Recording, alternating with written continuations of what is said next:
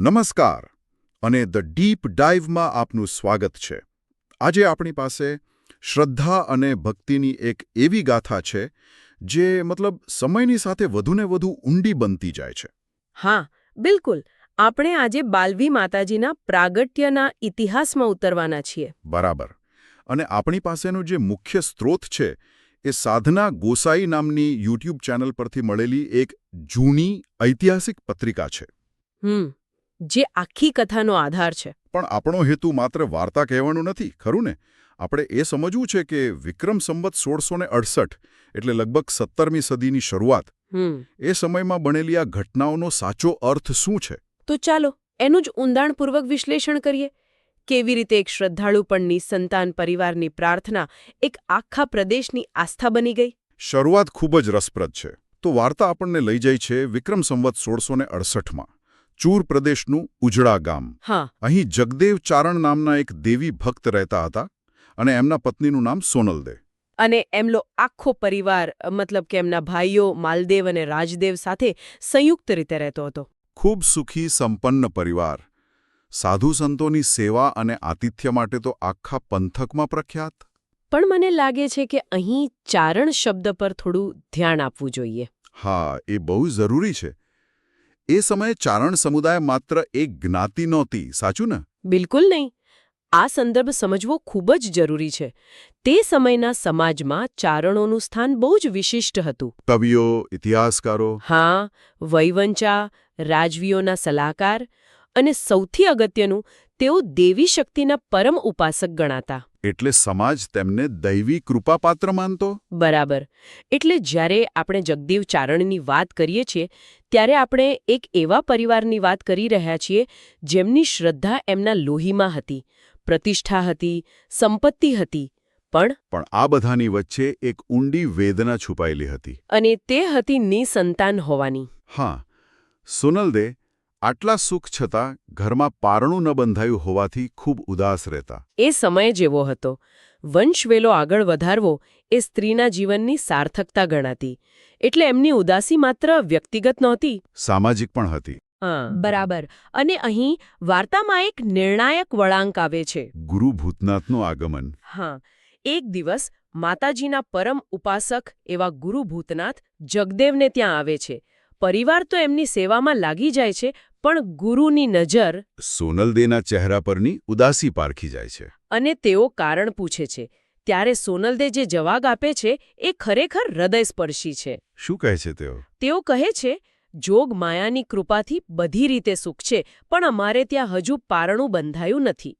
એક જ વાક્યમાં એમની વર્ષોની પીડા અને શ્રદ્ધા બંને વ્યક્ત થાય છે. અને આ સાંભળીને ગુરુ ભૂતનાથ માતાજીની સ્તુતિ કરે છે.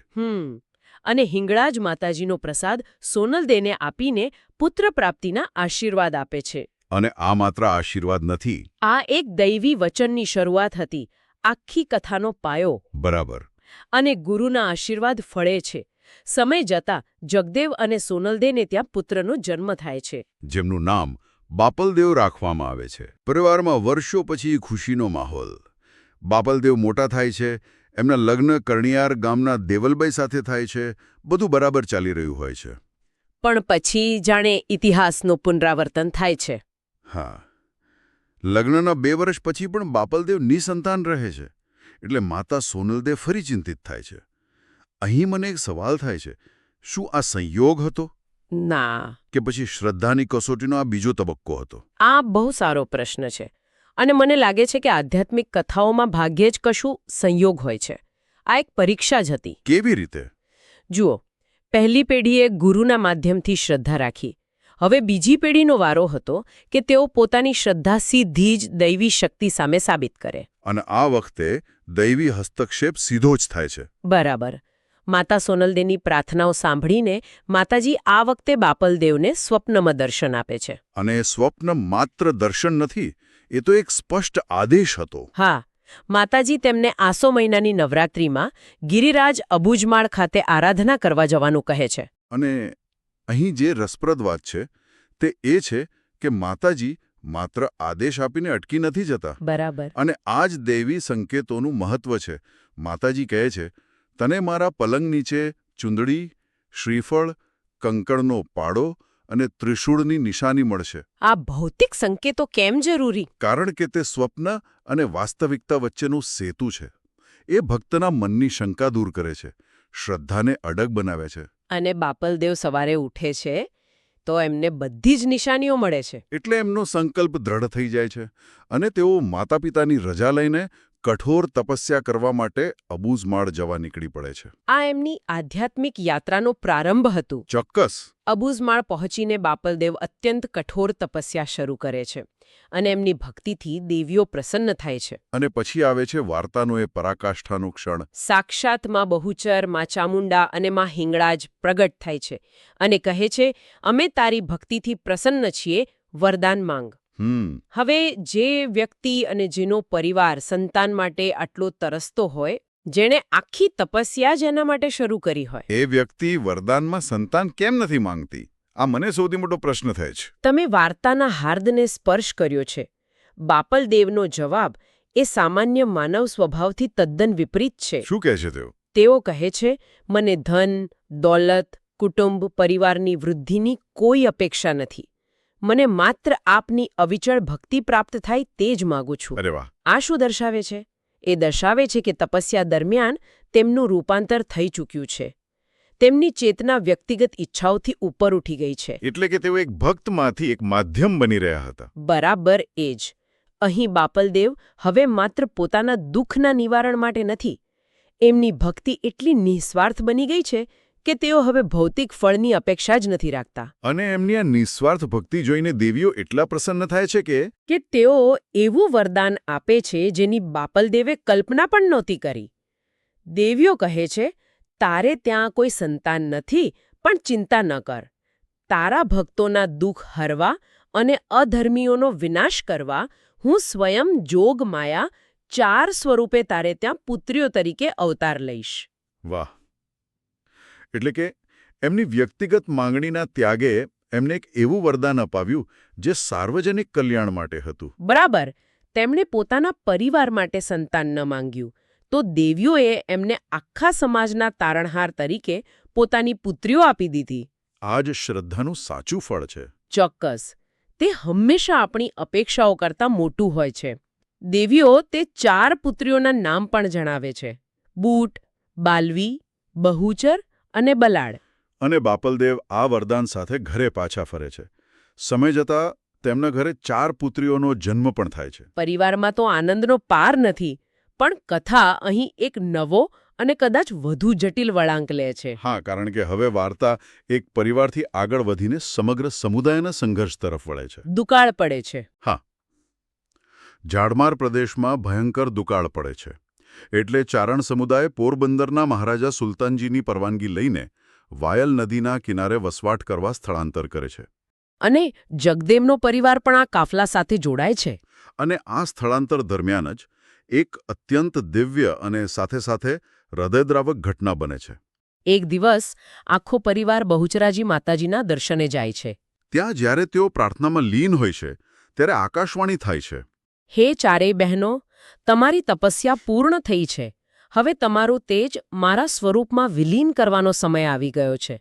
અને એ શબ્દો સાથે જ ચારેય કન્યાઓ માતાજીના ચરણોમાં સમાઈ જાય છે. હું કલ્પના કરવાનો પ્રયત્ન કરું છું કે એ માતા પિતા માટે એક ક્ષણ કેવી હશે.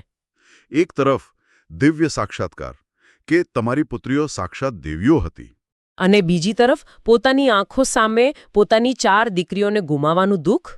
આ બંને લાગણીઓનું સંતુલન કેવી રીતે શક્ય બન્યું હશે? આ જ શ્રદ્ધાની અંતિમ કસોટી છે. અને એમની કસોટી હજુ પૂરી નહોતી થઈ. હા, રસ્તામાં લૂંટારાઓનો એક સમૂહ તેમના કાફલા પર હુમલો કરે છે. ભીષણ લડાઈ થાય છે, જેમાં જગદેવ વીરગતિ પામે છે અને એમના ભાઈ રાજદેવ ગંભીર રીતે ઘાયલ થાય છે.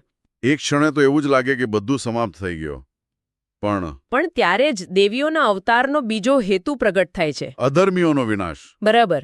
જેવી લૂંટારાઓની ક્રૂરતા ચરમસીમાએ પહોંચે છે, તે જ સમયે પેલી ચારેય દેવીઓ જે વિલીન થઈ ગઈ હતી તે ફરીથી ભયંકર ચંડી સ્વરૂપે પ્રગટ થાય છે અને લૂંટારાઓનો સહાર કરે છે. હા, આ ઘટના એ સ્થાપિત કરે છે કે દૈવી શક્તિ માત્ર આશીર્વાદ આપવા માટે નથી, પણ અન્યાયનો નાશ કરવા માટે પણ છે. આ વિનાશ પછી જ્યારે સોનલદે પતિના મૃત્યુના દુઃખમાં સતી થવા તૈયાર થાય છે ત્યારે પણ દૈવી હસ્તક્ષેપ થાય છે ખરું ને? હા, ચારે બહેનો તેમને દિવ્ય પ્રકાશપુંજ રૂપે દર્શન આપીને રોકે છે અને કહે છે કે હજુ તેમનું એક કાર્ય બાકી છે. અને આ અંતિમ કાર્ય શું હતું? એ અંતિમ કાર્ય હતું એમની શક્તિને કાયમ માટે સ્થાપિત કરવાનું.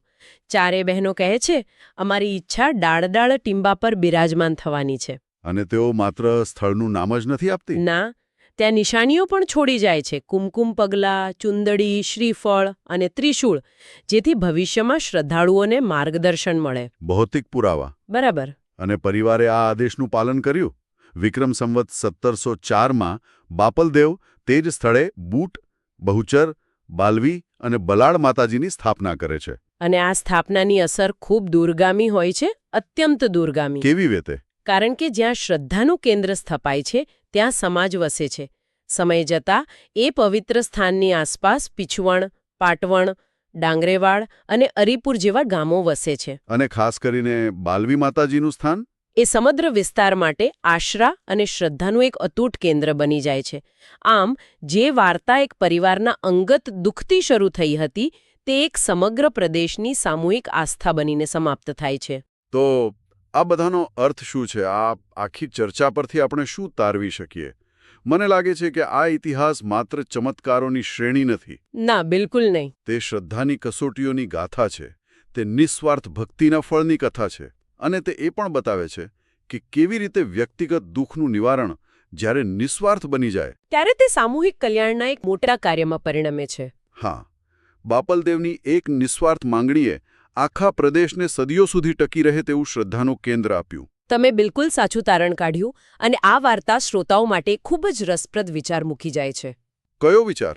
આપણે જોયું કે કેવી રીતે બાપલદેવની વ્યક્તિગત આધ્યાત્મિક યાત્રા સમગ્ર સમુદાય માટે આસ્થા અને સુરક્ષાના કેન્દ્રમાં પરિવર્તિત થઈ.